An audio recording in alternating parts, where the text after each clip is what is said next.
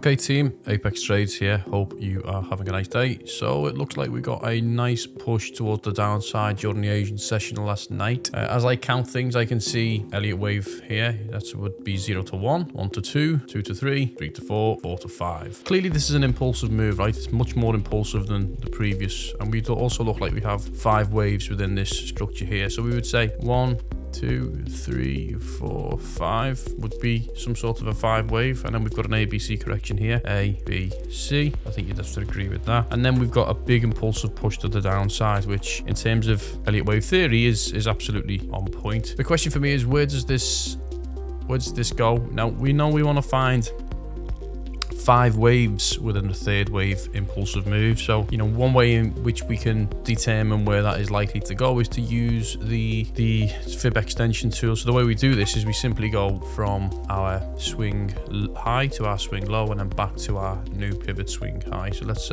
take the fib extension tool. We go from our swing high down to our swing low, back to our swing high. We can see the 1-to-1 is down at 21,443. If we want to go to the 1.618, well, we're down here, which is 19,847, which would bring us somewhere down here for that third wave. Then we want to see some sort of a push back to the upside, another ABC correction. 4 tends to be a much longer correction than 1 to 2. And then a final 5th wave, which again would be somewhere in the region what we'd anticipate, similar to a measured move between 0 and 1. So I'm anticipating that this is going to be much more of an impulsive move. We have New York, a couple of hours opening up, so it's going to be interesting to see how that plays out. Let's just get rid of that for a second. Now, one of the things I like to always keep my eyes on is where is the liquidity. Let's just map that out really quick. So we can say, let's get our magnet tool on.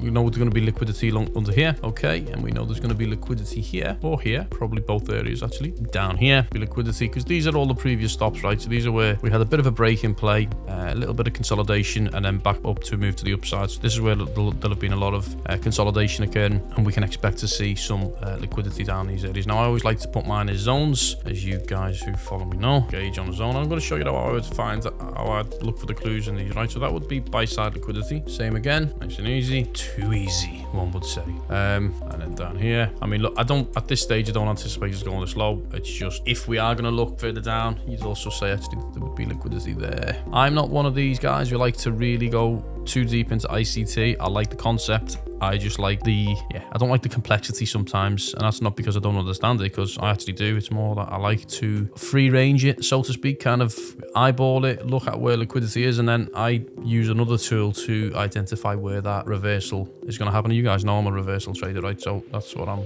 focusing on. So let's just put my last buy side liquidity zone in. I don't know if this is any method actually. I think this is just the Apex Trades method. Simple as that. So these are where I would be targeting some form of a reversal. I'm not saying that it's going to be a large reversal. Could be, could not be, could be an invalidated move, and that's fine, because, you know, we caution, and you don't have to go crazy with your leverage, and you almost certainly don't have to go crazy with your risk management. So 2%, 5%, whatever you want to do, don't go crazy. Okay, so that would be our mapped out areas in terms of where we want to push price down. But again, these are going to be liquidity zone areas, depending on how many points you want to take. 100 points, 50 points, 80 points, 200 points. You don't have to go crazy. This isn't about holding on to these kind of big long trades. It's just about getting in and getting out. If I was looking to short, incidentally, then these are my liquidity zones here, aren't they? You know, it's nice and easy. We don't have to go too complex. Plotting these on the chart, nice and easy. Boom, boom, boom. We could see a retracement. Like I say, we've already mapped out our first leg. This would be our second leg, our third leg, somewhere here, some fourth. Thinking logically, you know, if our third wave comes into this liquidity zone here, it would really make a lot of sense, because, well, we cleared out the liquidity, all the people's stop losses, the people who are aping in further into breakouts, because this would be a breakout of this trend line. However, this would be a nice place in which we actually reverse back, just using our fib extension tool one more time. You're going from here to here, back to here. Well, this kind of puts us just below the 1-to-1 ratio. And the reason I like that is because it's not too standard. Very rarely do these patterns play out to the absolute dollar accuracy of these levels. So I like the fact that it's kind of in between your 1-to-1 and your 1.236. So that gives me a little bit of confidence that we can actually come as low as here. You know, we can even go further down. The 1.618, or, you know, that let's say the golden pocket, the fib extension could be down here, and again, that would be fine. But I'll be looking for a reversal at this point. You always want to try each point. nice tight stop loss, don't go crazy. And then, yeah, if it fails, invalidated, we move on to the next one. Let's see what our pivot points do for us. Let's take the pivot points. Where are we, baby? So the weekly pivots. We've got some nice confluence here, yeah. So we've got our S2, which again would perfectly fall, would give us clarity on our 1-to-1, give us clarity for our third wave being a nice impulsive wave, yeah, which you would anticipate that we've got some nice confluence there. But also, look, we've got our golden pocket at S3, so that's another important zone which I like the look of from a, let's just say, if I was to extend my liquidity zone to capture that would be nice, yeah. So I could absolutely make a case for that also. So let's not try to get too complex with the charting right now. These are just literally the ideas that we're looking at. What I'm really going to be doing is when price does come down to these zones and areas, I am going to be looking specifically at my footprint chart, because the footprint chart tells us a lot. So this right now is the footprint chart. This was that big falling knife. What I do, so that the candle body, let's say, is the big, you know, red area, and then we have, this is the data in between the body, right? So this is the wick,